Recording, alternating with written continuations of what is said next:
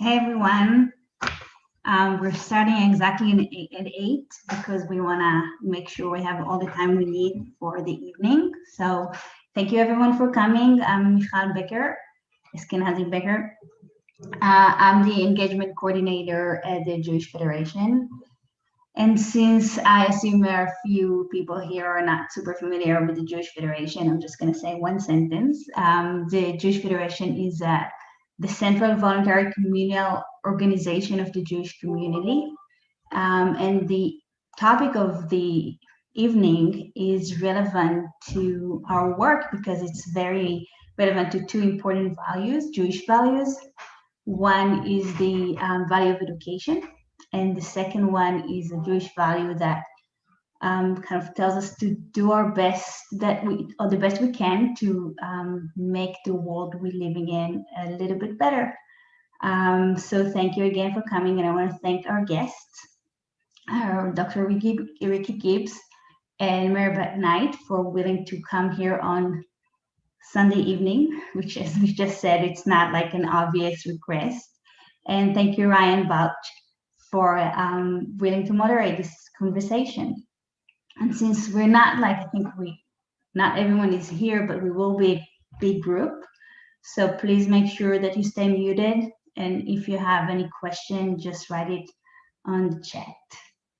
I'm no longer accepting the things I cannot change. I am changing the things I cannot accept. This quote by Angela Davis has been the driving force behind Dr. Gibbs' passion to change lives through the power of great education. Dr. Ricky Gibbs earned his BS in elementary education and MED in administration and supervision from Tennessee State University. He then went to earn a Doctor of Education degree in organizational leadership and strategic change from Lipscomb University. He started his career teaching third grade at Paragon Mills Elementary in Nashville, Tennessee, for 4 years. He served as an assistant principal and principal in Metro Nashville Public Schools and now has the honor of currently leading the transformation work as principal of Warner Arts Magnet Elementary. Our second guest tonight is Mary Knight. Mary is a journalist who relocated to Nashville from Chicago, where she covered business, the economy, housing, crime, and transportation. She's the host of the Promise podcast. She has written for the New Yorker, and her writing has also appeared in the New York Times, the Oprah Magazine, Uten Reader, American Craft, Chicago Magazine, and the Chicago Reader. She was a 2016 winner of Peter Lisagor Award for her education coverage of the troubled Chicago public school system. She was the 2016 winner of the Edward R. Mora Award for her radio reporting, as well as the winner of the Illinois Associated Press Award for her radio work at WBEZ. So as I said, our moderator this evening will be Dr. Ryan Balch. Ryan is a senior lecturer at the Department of Leadership, Policy, and Organizations at Vanderbilt, and also coaches science teachers in MNPS through the Teaching and Learning Department. He completed his PhD in Education Policy at Vanderbilt University. Previously, Ryan was the director of teacher and principal evaluation of Baltimore City schools, and before he worked as a science teacher. He has a BA in psychology from Duke University and an MA in science education from Georgia State University. Ryan, the floor is yours. Great. Thank you for having me tonight. So I'm really excited to talk with our guests tonight and be able to hear you all hear their great insights. So I've got a series of questions that I'll be going through and asking some of the panelists for a little bit.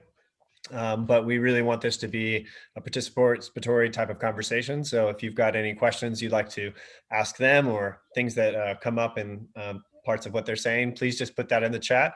We'll have a lot of time at the end to be able to answer those questions and so forth as we go. So go ahead. Any questions that are coming up, please drop them in there. So I'll start tonight with Maribel. I wanted to start if you could provide an overview of what you explored on the Promise on the podcast for those that may be less familiar with it, and specifically also like what was the history that you learned about Warner, Laughlin, and schools in East Nashville?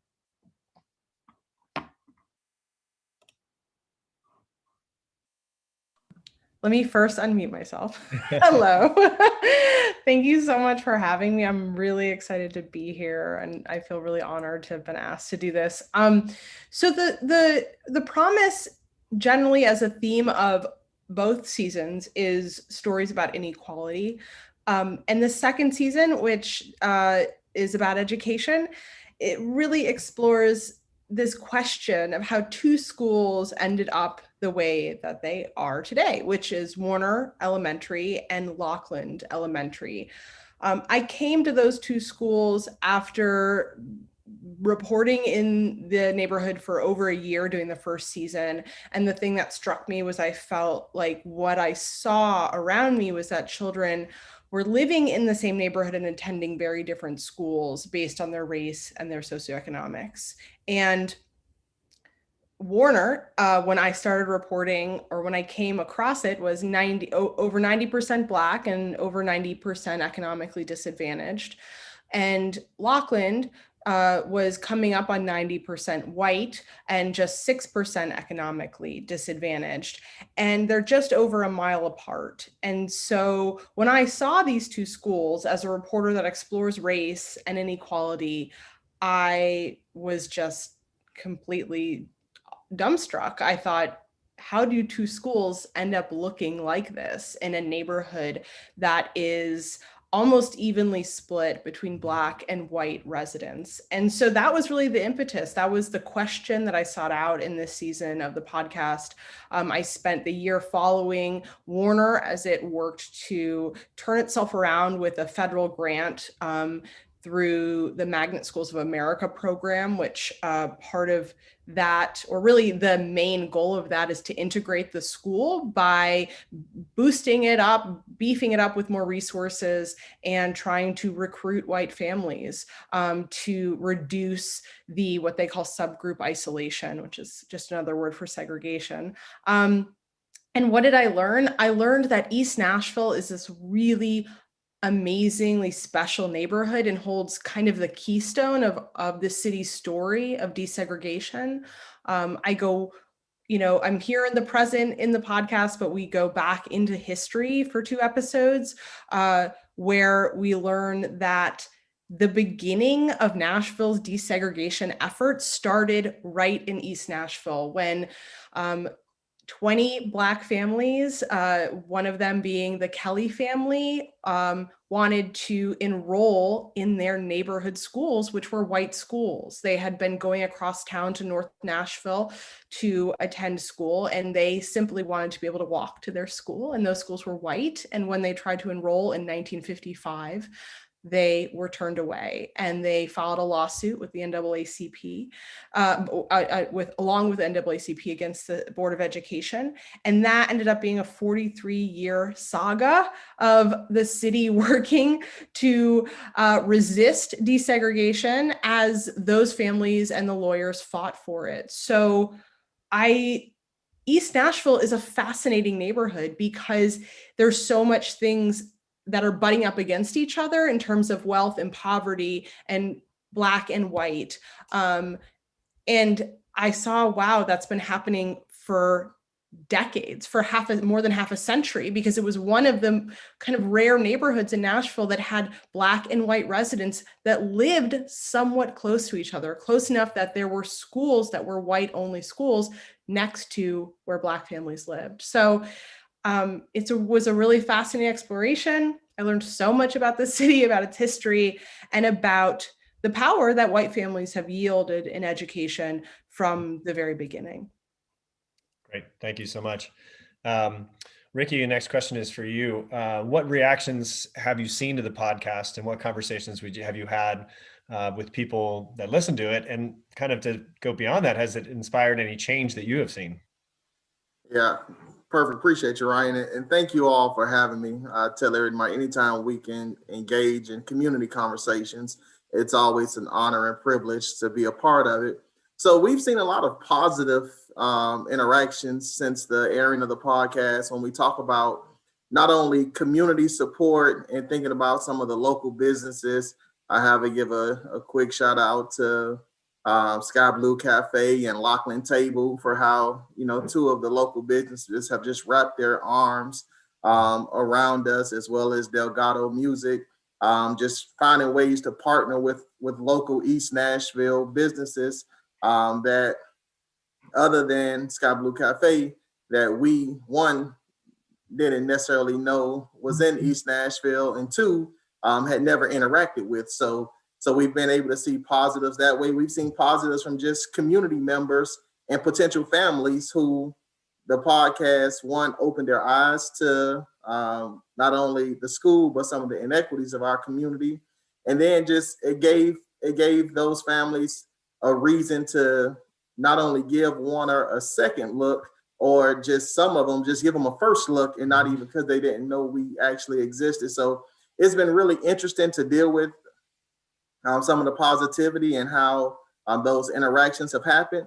But I would say there are two conversations that hit the other side of the fence that have been really eye-opening, and has really helped me begin to shape the way that I lead and the way that we interact with the community. One conversation is when I interact with some of the African-American community, and I get asked, well, Dr. Gibbs, why is it that you feel you need white families to be successful? Yeah. Why can't you do the work with only Black folks? Like, why can't you just create Black excellence? And part of that thought process is, and I tell people, please don't get it misconstrued. And you all can see, I am a proud African-American male. I stand 6 foot, 245 pounds, bald head, and a big smile. So like I am proud. But when you look at the zip code that Warner sits in, 37206, it's 66% white. As Maribel said earlier, when she first started reporting, Warner was over 95% Black. Pretty much the majority of the Black families that are zoned for Warner, they already come to Warner. Mm-hmm. So we have all of those students already. If the school is going to thrive, if the school is going to continue to excel, because Nashville does student-based budgeting, the money follows the students. We must recruit, attract, and retain some of those white families that surround the school, or the school will just eventually run out of students to educate. Mm-hmm. You can't operate a school when you have 150 students. Financially, it just doesn't make sense to do that. So I began to enlighten people on that conversation. And then the second conversation that has been really interesting is when I sit down and have an honest conversation with some white families, and one lady just point blank told me, why should I risk my child's education by sending my child to your school? And this was one of the most fun conversations I've had in a while, because it was a sense of honesty that I can appreciate, because she was truly seeking to understand. And one of the things that I've learned in my reading, and I learned this from reading the autobiography of Malcolm X, when someone asked Malcolm X about being an ally in the work, and he replied, "We don't need your help." Years later, he reflected and said that was one of his missed opportunities, because he should have reeled them in. So I had this conversation, and part of the conversation was I told her, well, let's sit down and let's discuss what you would be really sacrificing. So when you think about Warner Arts Magnet Elementary that sits right in the heart of East Nashville, and like I told her, this isn't a Warner Lachlan conversation. This can be Warner against any school in the district, any public, private, or charter. Let's just go down the dynamics.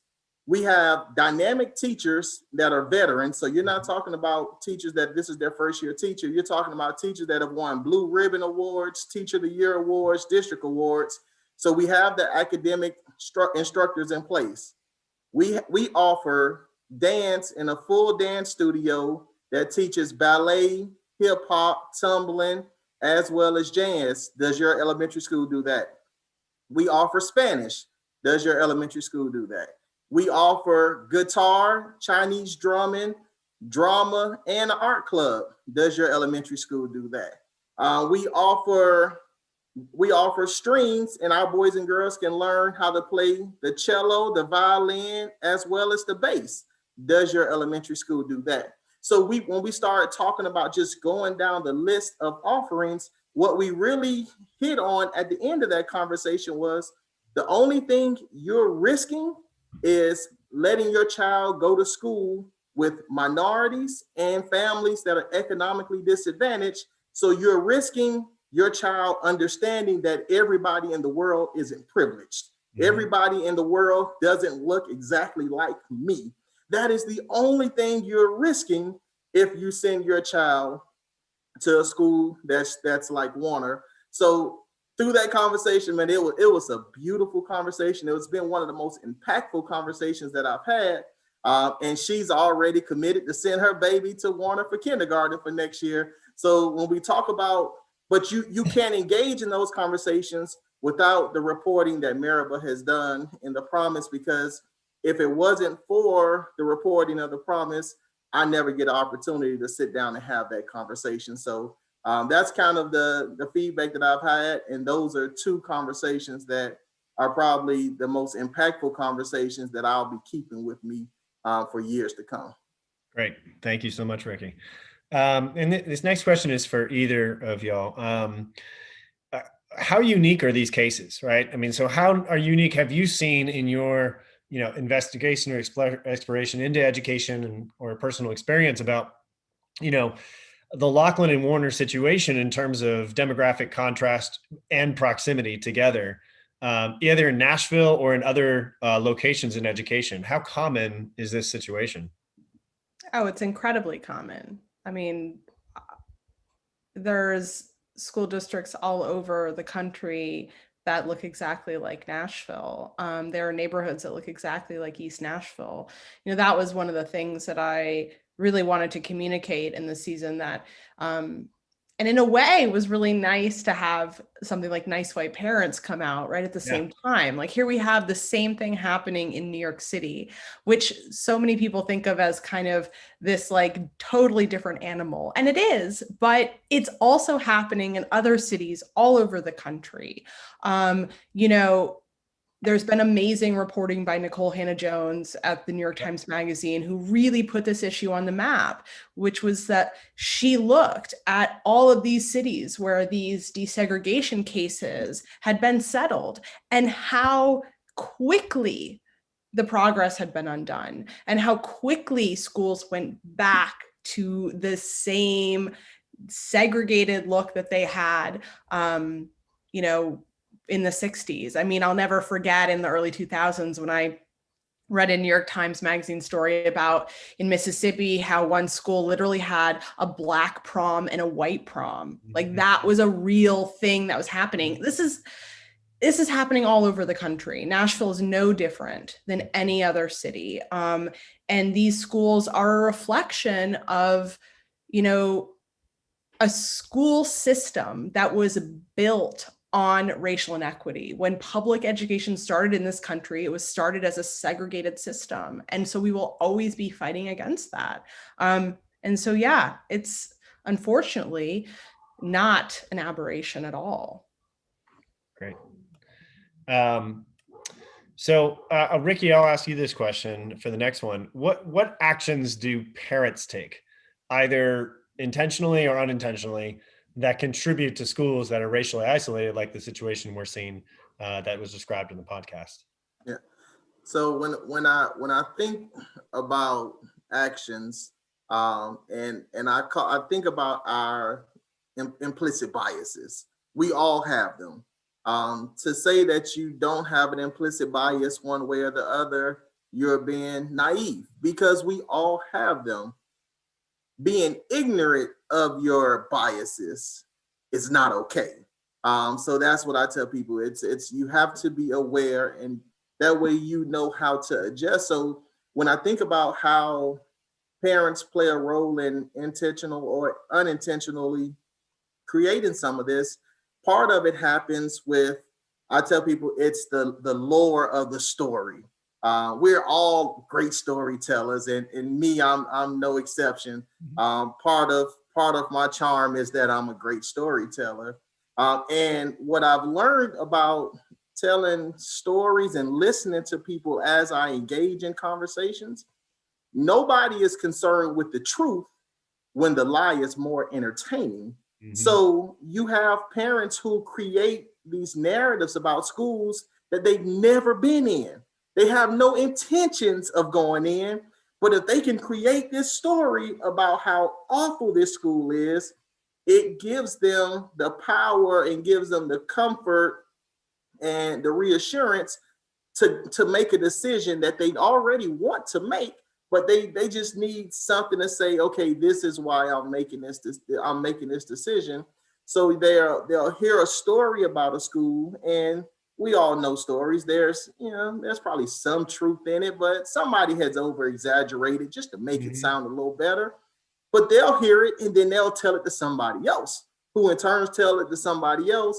And now you have a neighborhood or a group of families in an area who decide, well, there's no way I'm gonna send my child to this school because they have terrible teachers, they have disrespectful students, they have poor leadership, and they've never seen either one of those things in person.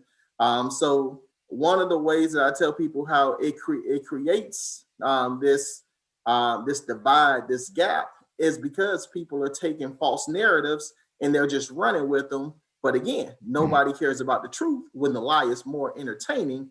But inverse, how do we intentionally correct this? Because I'm one of those cup half full optimists. Like I'm always excited about stuff. So how do we fix this? It's by doing the exact opposite. Take a tour. And I tell people that about Warner all the time. Is Warner the perfect school? No. Am I the perfect principal? No. But we're a loving school, we're a caring school, and we try to provide a great education to everybody that enters our doors. Okay. But you have to come and see it yourself. I tell everybody, if you come and visit and then you decide to do something else, I can live with that. But it's when families and people make a decision without being educated, without being informed, that you start sit back like, how is this happening? There's nothing else that we do as parents, as citizens, that will say, I'll make this life-changing decision for my child without having all the facts, without being well educated, without seeing it for myself. There's nothing else we do that. But when it comes to education, we go by hearsay and word of mouth so much rather than just coming and see it ourselves. So when we talk about how do you fix that, how do you get rid of that divide, how do you get rid of that inequalities? By challenging people to actually step foot in some of these same schools and see it for themselves before they make a decision. Great. Thank you so much. Yeah. I love Ryan, could I just add on to that really quickly? Please. Yeah, this is now for you. Okay. Great. Well, everything Ricky said is so true. From a reporter standpoint, I'm not an educator. I try to look around me and see what the landscape looks like and what the history was that came before.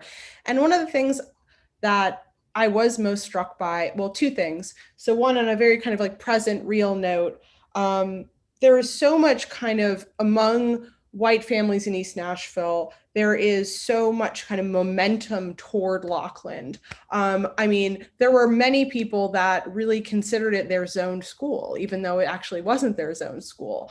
When you look at real estate ads, it will say, this house is zoned for Lockland. That's inaccurate. It's not zoned for Lockland. You're in the priority zone for this school, but it's not your zoned school. So there's a real architecture and an infrastructure and a kind of momentum that starts to push white families toward a school like Lockland. And it really speaks to kind of how divided the neighborhood is, right? Because like those conversations never overlap enough for them to even understand that Warner exists, or that it is their zone school, or that, what the teachers are like. So there's that, there's kind of this architecture in play. But the other aspect of it, and I think is so important, is that in the history that I found, that I researched, I went back and poured over thousands of court documents from the 43-year case of the desegregation case of Nashville.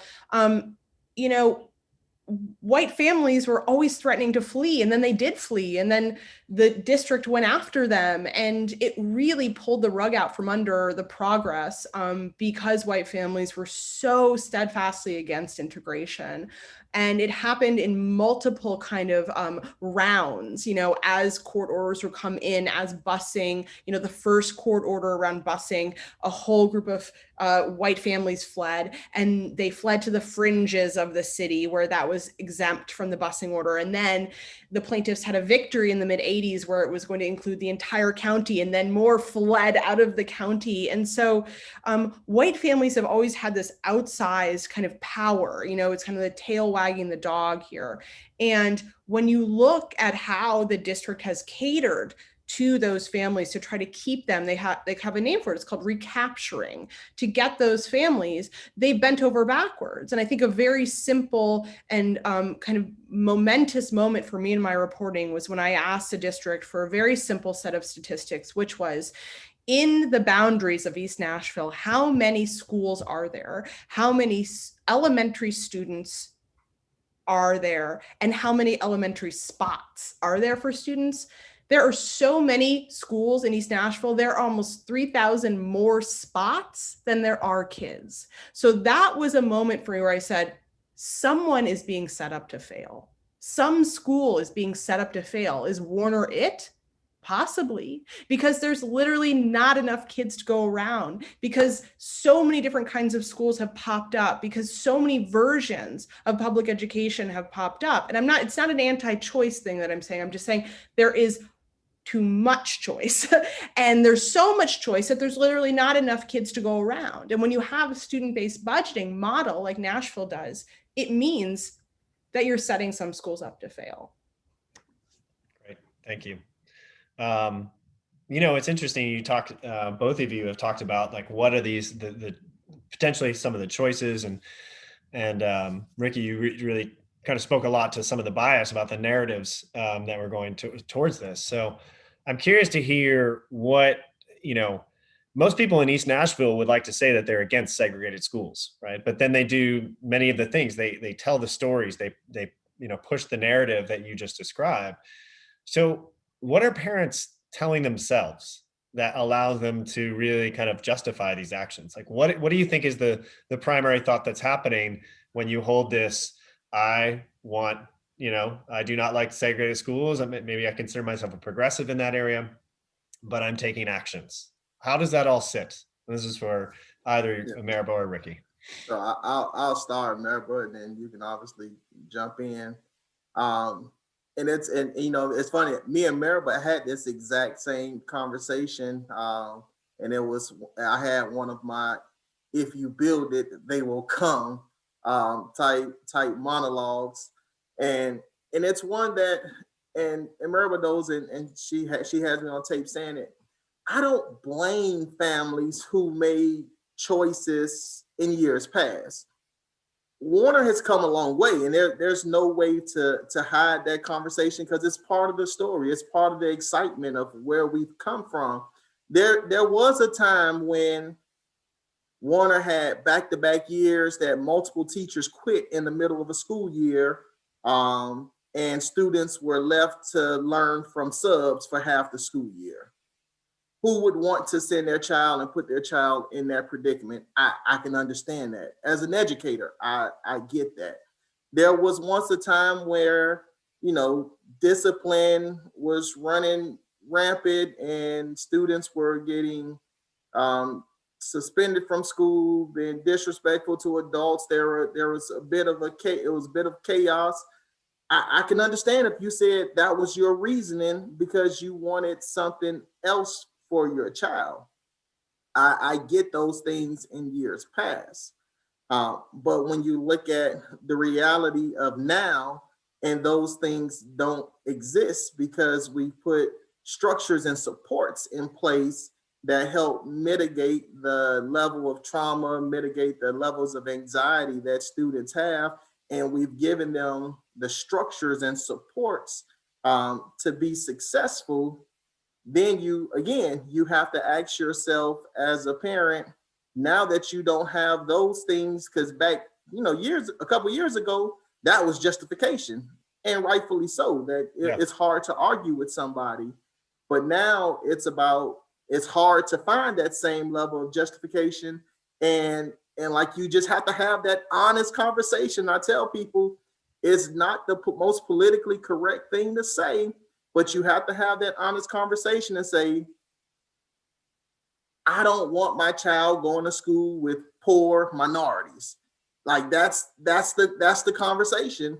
And if that's your honest truth, like I tell people, I don't ever hold judgment. Now, do I agree with that? No. Like I think that's ignorance. But like I can't hold that against you if that's how you truly feel. The worst thing we've done as educators and as a society is to ask people to give us their truth. And then when they give it to us, we shun them and we say, shame on you. But if that's the way you feel, that's the way you feel.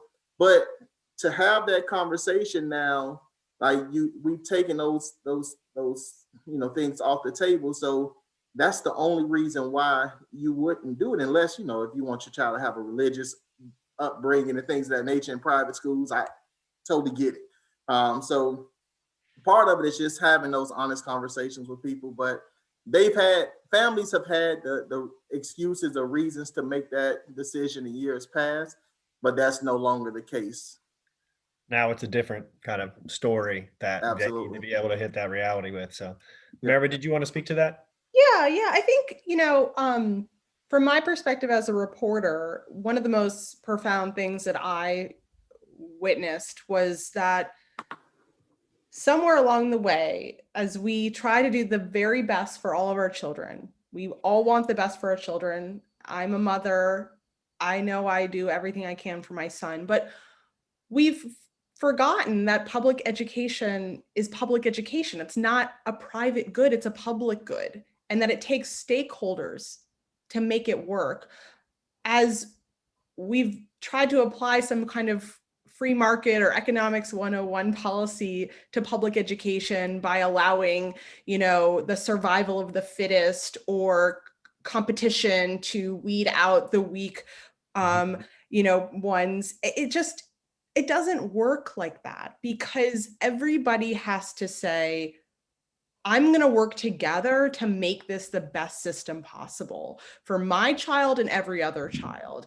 Right. And I think that there's been so much catering to white families by public education and by the districts and by cities and officials that there is a lot of ignorance and unknown that white families have. They don't quite realize the power that they wield. So I'm not trying to point a finger, but what I did want to do with this series was try to inform those white families and say, you hold way more power than you realize. And you have to remember and be mindful of how you wield that power. And I think that it's just so critical to remember that we are all in this together. And there's a wonderful quote that Nicole Hannah-Jones says, and I use it in episode 4, where she says, until this country has racial equity, Black students will always have to be where white students are to get what white students get. It's very simple. I mean, I think that the magnet school grant that Ricky was working within, it was a wonderful infusion of money for the school. But the bottom line is that it was given to them with the promise and the hope of getting more white families. It was still tied to all those white families. And one of the things that I knew was going to happen, that I was so excited to kind of have this big reveal at the end, was that Warner did it all without getting any white families. They did it before they got those white families, but they did it because they had the resources attached to the promise of white families. And I think that that's so important to understand. As a white mom, after doing this, I just will never look at the system the same way again. I just know that I hold this power. And so I have to be judicious about how I use that. And I have to be really thoughtful about where my child goes to school, because that is actually going to impact other children, whether I know it or not. Whether I think I'm doing I just want to do the best thing for my kid. But now I look at every kid and I go, that kid could be my kid, or that kid could be my kid. And if I do something that's great for my kid, it actually could be detrimental to another kid. So I just wanted to put that out there, that I think we really have to reimagine public education, remember that it is a public good, and that we can't just keep trying to find loopholes in that system. We really have to work together to make it what we want it to be. Great, thank you. And I've been seeing a couple of the questions. I want to step back and make sure we have time to address a couple of those. So first one was coming in was, Ricky, this one is for you, is just, how are your kids doing? Can you give us an update on how COVID has impacted them and how you're able to engage with them? Yep, that's Leslie's question. So definitely. So it's really, I don't want to call it a hit or miss, but I would say 90% to 10%, because we have been doing school virtually as well as in person until a week ago when the district went back totally virtual. We've had about a 95% rate of contact in all of our families. We have been able to surround them with support. We've continued on with our partnership with Be Well in School, so we're still doing our mindfulness, our breath, and childhood yoga implementation, which has been huge. And I've had the conversation from the very beginning with folks and told them yes, it's a proactive approach to discipline. And if I'm having a conversation on discipline, I can go into all the details and how it has totally been a game changer. But this partnership is really about dealing with anxiety and teaching students how to self-regulate in the midst of madness, because what we often hear, and it's one of my favorite quotes by Charlemagne the God, and he said that we have people making permanent decisions based upon temporary emotions. And we see that with children and we see that with adults. So we're teaching our boys and girls how to self-regulate. And in the midst of a global pandemic where trauma is everywhere, anxiety is everywhere, Maribel hit on it in the promise, where the median household income in Casey is $12,000. So think about raising a family of 4 or 5 off of $12,000 a year. It's mind-boggling to us, but there's families that are doing that, and so obviously they need resources, they need support. So it's been exciting to see how not only our teachers and staff have reached out and gone over and beyond the call of duty, making home visits with their mask on, just calling folks, checking on them, texting them, and then just having the community wrap their arms around us with love. I mean, we just finished the Thanksgiving holiday, and obviously we're preparing for Christmas. So we have people, adopting kids with the angel tree for Thanksgiving. Most people are used to doing food boxes, but we had a conversation with our partners at Lockland Table. And Kara, one of the owners, I was sitting talking to her, and I said, a food box would be amazing, but I have about 10 families who lights have been turned off recently, who you can't cook if you don't have lights. So giving them a food box, it's great, it's helpful, but that's not their need. So having that type of partnership, they decided, well, we're just gonna cook Thanksgiving dinner so those boys and girls can have a hot meal. So it's been exciting to see how we've been able to wrap our arms around families. But then there is the sad reality is there's still that 5% that we've gone by the house, they've moved, they're no show, no call. And because of how attendance policy works, once they reached a certain number of days of no show, no call, we had to drop them from our roll. Yeah. So we have about 8 to 12 students that we don't know where they are. They haven't enrolled into another school because we haven't received a call for a transfer for their documents. There's the parents either are not answering the call or the number has been changed. So you have a couple students like that your heart just aches for them, because those are the ones who definitely need the support of the school, who definitely needs that level of support wrapped around them, and we just can't get in contact with them right now. But that's the other part of the fence. But I'm excited that even in the midst of a global pandemic, about 90 to 95% of our students are still able to receive the level of support they need to be successful. So thanks for asking about our babies, Leslie. We appreciate it. Well, I've got another follow-up question for you also. And so the heart of the question is just wondering, as a human, do you think you'll feel any sadness or bitterness once Warner is treated better and talked about better when you've brought in white students? No, so that was the quote from Miss Moore, our most veteran teacher. Mm-hmm. And because Miss Moore has seen it all. She's seen it when Warner was at its, doing really well. Then she saw the significant decline, and she's seen the upward trajectory that we're on now. I won't be sad, because that means the school is getting what it needs. It's one that in any situation, somebody has to bear the brunt of the burden to get to the promised land. Dr. Martin Luther King stood in front of millions of people and told us that I may not be with you when you get to the promised land, but I have a dream of this is where it's going to be one day. So when we think about just that work at Warner, and as we begin to recruit other families and diversify the school, no, I won't be sad, because I'm doing the work right now with the babies who are there. So I'm already guaranteeing that they are getting a great education. It's just the ones who come behind them will reap even more benefits.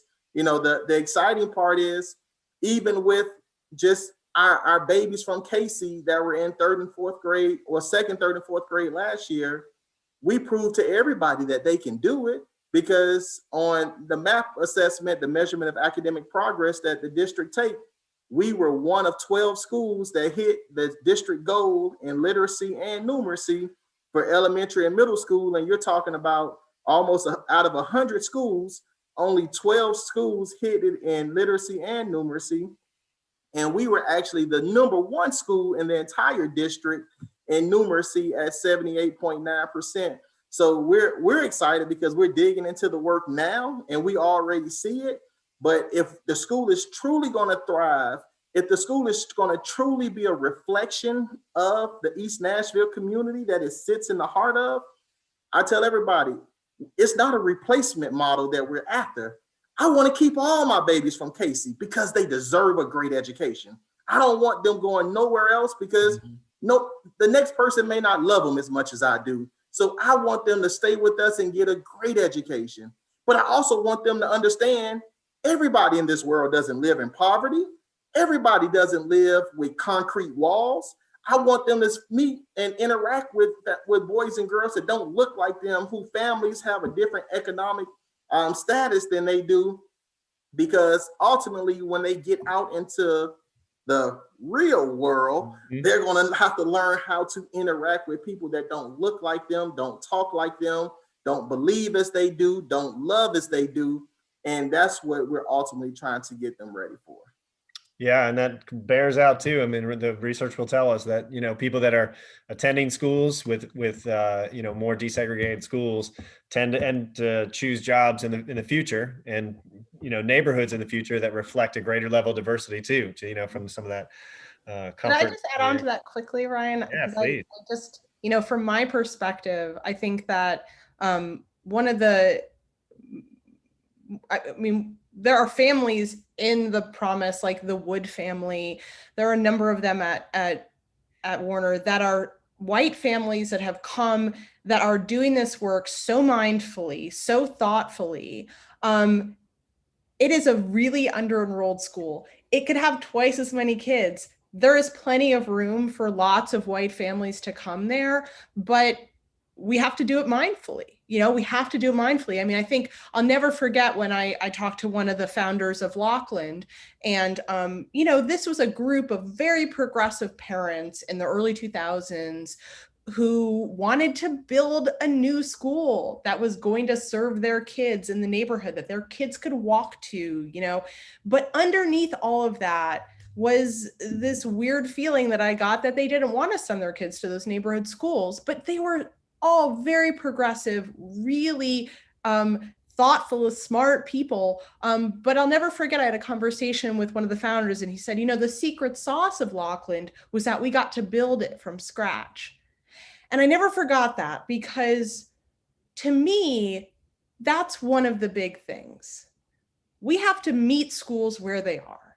We can't build a school as a white privileged person in our image of diversity and then expect it to stay that way. It never will, because we have too many thumbs on the scale. So when I look at a school like Warner, I have really high hopes for it, because it's a neighborhood school. It's a zoned neighborhood school that has room for many different kinds of students. It needs more students that will only help it thrive. And to have a group of parents that are mindful, that can meet the school where it's at and get in the groove of it and not say, I'm going to take it over, I'm going to remake it in my image. That is what a school like Warner needs.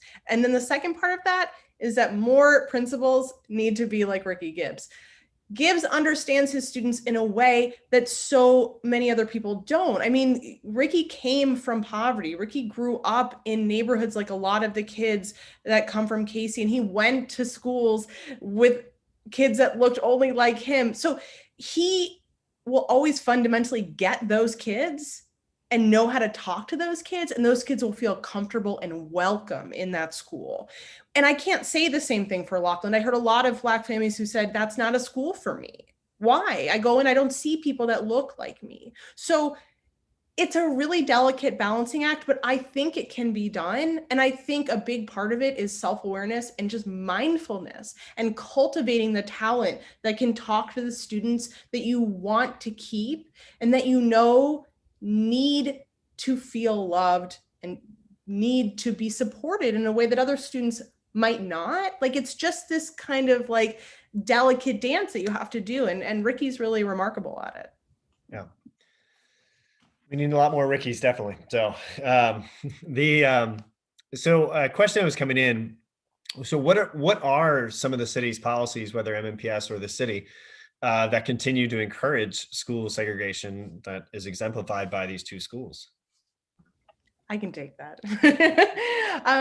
I think that it's a long history of catering to white families. I think it's really on exhibit in episode 6, when we hear someone from MMPS say to a group of Laughlin parents, say, well, we have a solution for this right now, but no one's going to want it. We could just merge the two schools, but nobody wants that. And I just thought to myself, who is that nobody? You know, who are you really talking to? You're talking to the white families who you think will put up a stink. And so it's all of this kind of coded language and these subtle messages to parents that tell them, you're fine where you are, we'll make room for you, or we'll cater to you. I mean, I think another really profound example that I kind of come to the conclusion of in the last episode is Warner is benefiting so much from this magnet grant. It's been a game changer for this school, but it really saved it from the chopping block. And Ricky and all of his staff are bending over backwards to try to recruit white families to the school, to spread the message and to love and care about the students that they have right in front of them as well. And they have a really big job to do. Like, this is what brought me to the school. I was like, you have maybe the hardest job I've ever seen. You're trying to turn a school around, and you have big goals for it, because that's who Ricky is. He's a winner and he's going to win. And then you've got this other goal, you've got this other demand from the grant, which is get more white families in the door. Like, literally, if you don't do that, you're going to be in violation of this grant. Like, you got to do it. So he had this two-pronged kind of like mission that he had to like just hit the ground running on.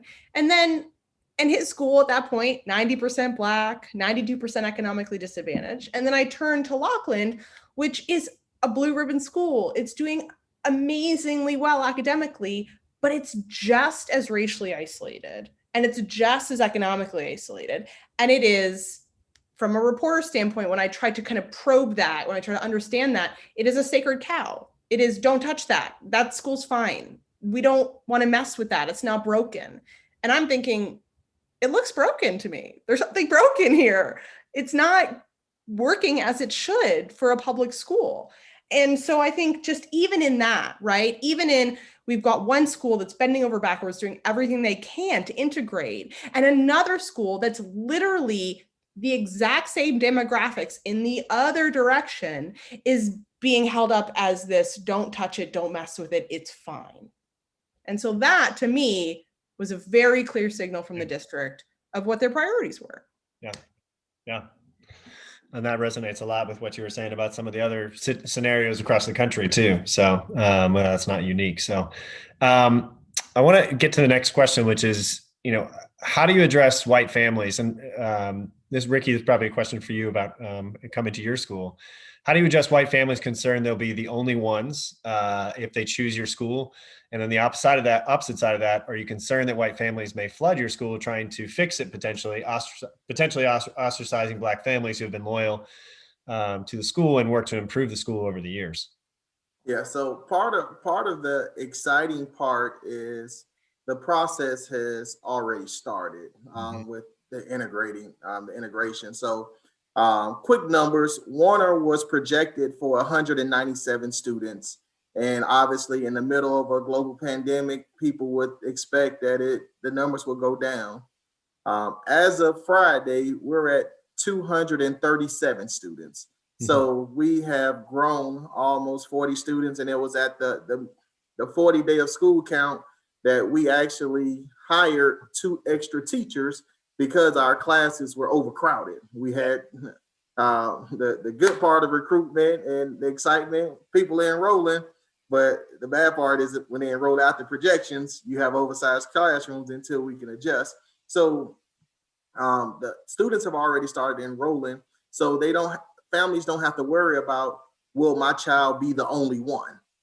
Because as of right now, we're currently sitting at 78% African-American or 76%, somewhere up in that 78, 76, and about 11 to 15% white. And our Hispanic population is growing as well. So families don't have to worry about being the only one or the first one. They can shout out Heather Wood and some other families who have already gone before them. And then if you come see our kindergarten group right now, we have a lot of families who have already made that choice to enroll in kindergarten for this school year to make the school more diverse. So nobody has to worry about being, that first one, that pioneer. That has already happened as we look to and seek to diversify our school. But also we've had the conversation about, what happens when, I find it funny because it's other white people who use the term white savior, or what happens when all the white saviors come and flood the school. It's a funny term to me, but I get what they're implying. But one of the things that we've been intentional about, and this is one of the reasons that I've been really, really passionate about doing this work, is it's going to take a fine line, because you have families who have been at the school for multiple generations and have had students that the last 5-10 years and have seen when the school didn't have resources, and now that the school has certain resources, the difference of the two, and how do you not alienate some of those families. And a perfect example is in December, we started our first PTO, and it's the first time Warner's had a PTO in probably 30 years. And it's one of those situations that a lot of our newer families were excited about joining the PTO. Hey, I want to be president. I want to be vice president. I want to do this.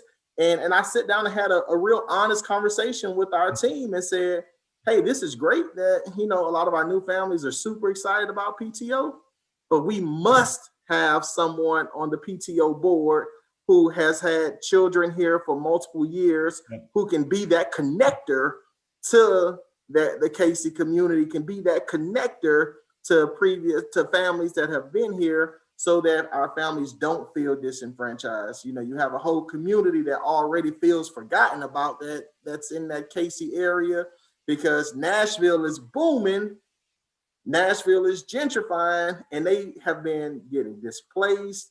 They just feel like the city is forgetting about them as the city continues to progress. So part of that conversation is being very strategic and being purposeful, but also not shying away from the conversation. And that's been how we've navigated it, to make sure that our new families feel welcomed. And even when they come do tours, I use the same quote that my pastor at the Temple Church, Pastor Daryl Drumright, uses. And I tell families, not only are you welcomed at Warner, but you're actually wanted at Warner, so that they know that, look, we cannot survive without you. Black, white, Hispanic, if you have a child, you are wanted because we want to educate all children. And at the same time, our families that have been there, hey, you're a necessity. We need you to continue to tell our story, because that's part of our excellence. So it's about making sure that we're communicating with both families, our new families, our present families, our past families, and even our future families, to let everyone know that when you come to Warner, it's about building a cohesive unit, because ultimately we're trying to make a better world for our children. And that's where the work has to come. It has to happen with the adults. Ricky, I'm going to stay with you for one more question. There was a question that came in about. Piggyback on that. Go ahead, Maribel. Yeah, please go ahead. I just want to, because from the perspective of like a white parent and a white woman and a reporter, I think that this question, I've gotten this a lot. You know, I don't want my white child to feel like they're all alone, or there'll be awkward social interactions, what have you. That's why I think it's so important to educate yourself about the history of desegregation, because when I sat down with the Kelly family and I listened to her stories and I read the stories of the Black families and the parents that put their kids literally on the front lines, walking through jeering mobs, throwing things at them. They did it to get their kid a better education. And they never once at least worried enough to say, what if my child is the only one? That was the point, that they needed to integrate these schools, and that statistics show schools, students will always do better when there is integration, when there is diversity. So this question of what if my child is the only one, when I went back and I educated myself on the history, and I hope people will do that and listen, that holds no water to me anymore. That's not an argument, because once you know what came before you and what Black families did to move the needle to get to a place of integration, you'll say, they've done it all before I have even thought of this. And the stakes were so much higher. So I want to encourage people to listen or to read and to understand the history, because while it is a valid question, when you understand the continuum of what Black families have done to push this issue forward, you will understand and you'll have a new perspective. Great, thank you. Ricky, I want to ask you about, one element, a question that came in that I then clarified with him about test scores, right? So, when you're thinking about dealing with anxiety that parents have about test scores, and how do you convey your message that test scores are one part of education, but there are lots of other different parts? What does that message look like when you're explaining that to parents? So it's actually a two-prong. I can tell you, I can give you the regular conversation, but then I'm gonna tell you the other part, that I have a real conversation. So when we talk about test scores, and rightfully so, in the grand scheme of education, we know that if you look at any educational research, test scores tell you about social economics more than it tells you about instruction, which is some of the biases that exist in standardized testing. But I could go down that path, then parents would say, well, you're making an excuse because other schools are doing it. Rightfully so. So I tell my team all the time, part of our task is to put up points. I have a sports background. You can make all the throws in practice, score all the touchdowns, make all the shots, but if you're not doing it at game time, people will begin to question that. And that was one of the reasons that I believe it was episode 8. If you can tell, even by this conversation, this is the same way I talk to Maribel when we have interviews. Like I'm somebody that I just be excited about life. My mom, my grandma told me a long time ago, anytime the Lord let you see one on this side of the dirt, you should rejoice. So I'm just excited about life, and I'm just this high energy. But I got into a real like funk, and it was one like Maribel called me, and I was like, man, look, I ain't even gonna lie to you. I've been avoiding your call because I ain't feel like talking. And I'm a talker. I love to talk. So it kind of it'll throw you off. But it was one that we were primed. We like to make it make sense to everybody. Every school gets a goal. So let's say our goal was 10%. Most schools struggle to reach that goal every year. Mm-hmm. Our double goal was 19%. 19 isn't double 10, but that the scores don't really just clearly double. So, well, that's neither here nor there.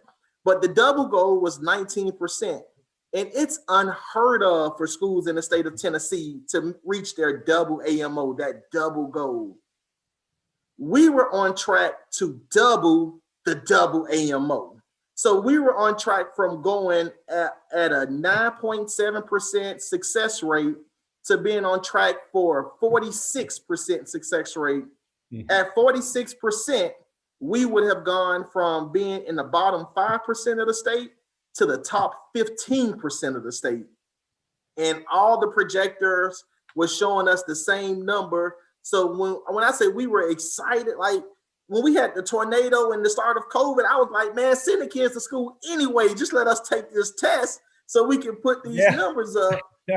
But because it's one that when families start to have that conversation about test scores, if you can't just give them hard test scores, or if you can always talk about the research, but if they're not someone that truly cares about the research, it's about, well, what's in front of me, then that's a hard conversation to have.